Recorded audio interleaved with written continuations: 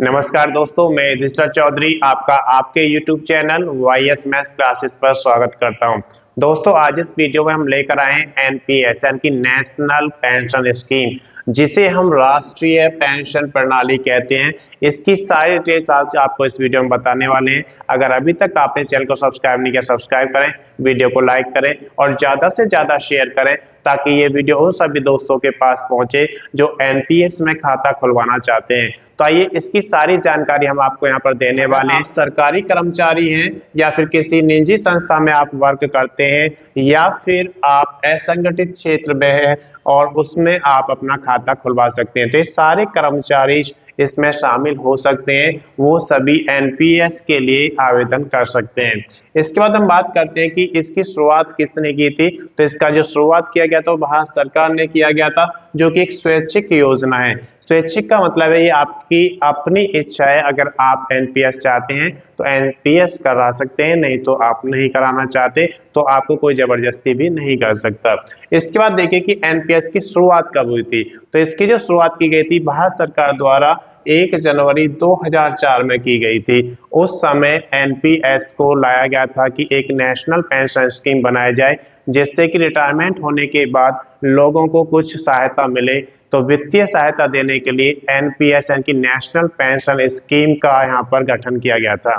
अब बात करते हैं पात्रता की। तो इसके लिए सबसे बड़ी पात्रता है कि आप भारत के निवासी होने चाहिए, यानी कि भारत का नागरिक है तो वो इसके लिए पात्र है। अगर आयु की बात करें तो कम से कम 18 वर्ष होनी चाहिए और अधिकतम 65 वर्ष होनी चाहिए। यानी कि जब आप एनपीएस का खाता खुलवाते हैं तो आपकी आयु 18 से 65 वर्ष तक होनी चाहिए। उसके बाद हम बात करते हैं कि निवेश आप कब तक कर सकते हैं। तो जब तक आपकी 75 वर्ष की आयु होती है उस समय तक आप इसमें निवेश कर सकते हैं। एनपीएस का खाता संयुक्त नहीं हो सकता। इसका मतलब ये है कि अगर आप चाहते हैं कि आपके एनपीएस के खाते में आप अपने फैमिली मेंबर्स को जोड़ना चाहते हैं, जैसे आप अपने बेटे को, बेटी को या फिर अपनी वाइफ को जोड़ना चाहते हैं, तो वो इसमें आप जोड़ नहीं सकते। तो ये एक एकल खाता होता है जो आप ही के नाम पर होगा। इसके बाद यहाँ पर आप देख सकते हैं कि 60 वर्ष की आयु होने पर आप पेंशन के लिए आवेदन कर सकते हैं। जैसे ही आपकी आयु 60 वर्ष होती है और अगर आप पेंशन के लिए चाहते हैं कि मुझे अब 60 वर्ष के बाद मैं रिटायर हो रहा हूं तो मुझे पेंशन मिलनी चाहिए, तो आप उसके लिए अप्लाई कर सकते हैं। उसके लिए आप निकासी की अगर हम बात करें तो सेवानिवृत्त यानी कि जब आप रिटायर होंगे उस समय आपको 20% धन निकाल सकते हैं। जितना आपका एनपीएस में जमा राशि होती है उसका 20% आप रिटायरमेंट के समय निकाल सकते हैं। उसके बाद शेष जो राशि है वो आपकी मासिक पेंशन में आपको मिल जाएगी, तो उसको मासिक पेंशन में कन्वर्ट कर दिया जाता है। अब बात करते हैं कि इसमें कौन कौन से लाभ आपको मिलते हैं। तो कर लाभ इसमें मिलता है, यानी कि आपको इनकम टैक्स में छूट दी जाती है। धारा 80C और 80CCD के तहत इसमें कर में छूट आपको दी जाती है। एनपीएस का जो खाता होता है एक पोर्टेबल खाता होता है, यानी कि अगर आप एक संस्थान को छोड़कर दूसरी संस्थान में जाते हैं तो आप उसको खाते को पोर्टेबल है पोर्ट करा सकते हैं। इसके बाद यहाँ पर देखें कि खाता आपको कहाँ पर खुलवाना होता है। तो आप किसी भी बैंक में या फिर किसी वित्तीय संस्थान में अपना खाता खुलवा सकते हैं। इसके लिए आप ऑनलाइन मोड या फिर ऑफलाइन मोड दोनों ही तरीके से खाता खुलवा सकते हैं। लाभ की अगर बात करें तो इसमें सेवानिवृत्त के बाद आपको गारंटी दी जाती है कि कुछ इनकम आपको दी जाए। तो यानी कि जो आप रिटायर हो जाते हैं तो उसके बाद पेंशन आपको जरूर दी जाएगी।